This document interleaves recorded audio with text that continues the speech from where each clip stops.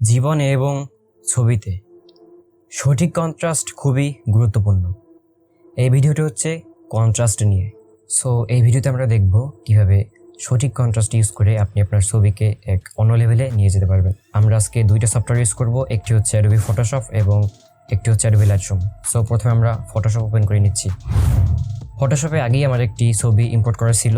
So আমি ফটোশপের curve দিয়ে আপনাদের একটি কন্ট্রাস্ট তৈরি করে দেখাবো। আমার স্ক্রিনে একটা ছবি ইম্পোর্ট করা আছে, এটা সম্পূর্ণ আনএডিটেড একটা ছবি। সো আমরা ফটোশপের এখান থেকে অ্যাড অ্যান্ড অ্যাডজাস্টমেন্ট থেকে আমরা কার্ভ সিলেক্ট করব। সো কার্ভ সিলেক্ট করার সাথে সাথে নতুন একটি লেয়ারে কার্ভ অ্যাড হয়ে গিয়েছে।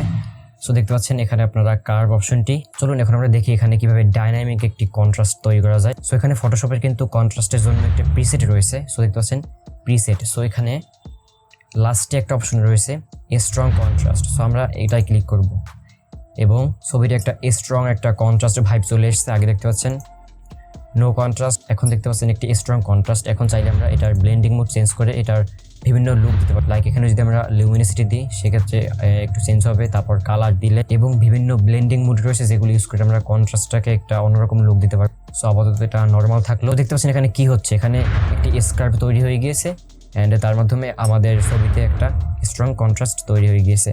সো এবার আমরা Adobe Lightroom-এ চলে যাব।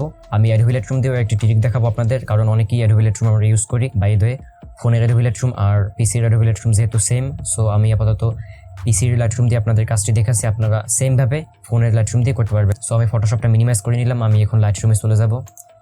সো Lightroom আগে থেকে আমার একটা ছবি ইম্পোর্ট করা ছিল। এখন দেখুন আমরা সাধারণত কি করি, আমরা একটি ছবিতে কন্ট্রাস্ট দেওয়ার জন্য জাস্ট এখানে কন্ট্রাস্ট স্লাইডারটা বাড়িয়ে দিই, আর কিছু করি না। এভাবেই আমরা কন্ট্রাস্টটা ইউজ করি। বাট এখানে কিছু ট্রিক্স রয়েছে যেগুলোর মাধ্যমে আপনার ছবিকে আপনি ডাইনামিকভাবে কন্ট্রাস্টটা বাড়াতে পারবেন। দেখুন আমাদের মধ্যে অনেকেই আছেন যারা ফোন দিয়ে ছবি ক্যাপচার করে থাকেন। এখন একটি ক্যামেরার ছবি আর একটি ফোনের ছবির শার্পনেস দুটোই আলাদা। কারণ একটি ফোনে যখন আপনি একটি ছবি ক্যাপচার করেন, যদি সেটা র হয় সেটা অন্য কথা, বাট নর্মাল যখন আপনি জেপিজিতে ক্যাপচার করেন তখন সেই ছবিতে অনেক ডিজিটাল শার্পনেস থাকে। তখন শুধু কন্ট্রাস্ট স্লাইডারটা দিয়ে আপনি মানসম্মত রেজাল্ট পাবেন না। তো বাই দ্য ওয়ে এখানে আমরা অনেকটি ট্রিক দেখব। আমি এখানে কন্ট্রাস্টটা প্রথমে কমিয়ে দিব। হ্যাঁ, কন্ট্রাস্ট কমানোর যথেষ্ট কারণ রয়েছে, আপনারা দেখতে থাকুন। কন্ট্রাস্ট একটু কমিয়ে দিলাম, কিছু -40 করে দিলাম। এবার আমরা শ্যাডোটা বাড়িয়ে দিলাম। সো আমি এখানে কন্ট্রাস্ট কমিয়ে দিয়েছি এবং শ্যাডোটা বাড়িয়ে দিয়েছি। এবার আমি এখানে হোয়াইটটা একটু কমিয়ে দিব। হোয়াইটটা কমিয়ে আমি এখানে ব্ল্যাকটা কমিয়ে দেবো। দেখতে পাচ্ছেন আপনারা পার্থক্যটা লক্ষণীয়।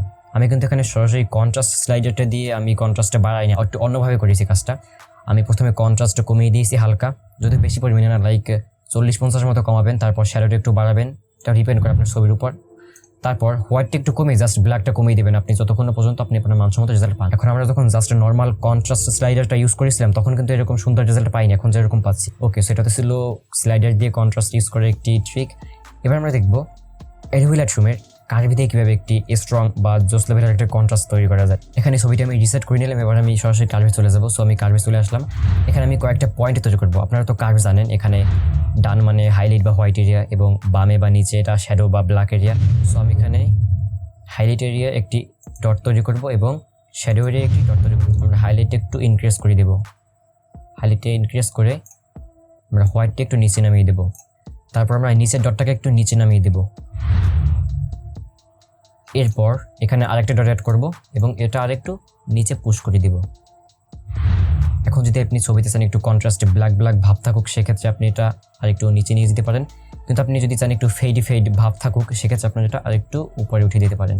সো এটাকে আপনি স্কার্ভ বলতে পারেন। স্কার্ভের মাধ্যমে আপনি একটি ডাইনামিকভাবে কন্ট্রাস্ট তৈরি করতে পারবেন, তাও মাত্র খুবই কম সময়ের মধ্যে। সো এখন থেকে জাস্ট নর্মাল কন্ট্রাস্ট স্লাইডারটা ইউজ করে কন্ট্রাস্ট না বাড়িয়ে চলুন আমরা একটু ইউনিক পদ্ধতি ট্রাই করি। সো আজকের ভিডিও এই পর্যন্ত। সবাই ভালো থাকবেন, সুস্থ থাকবেন, টাটা।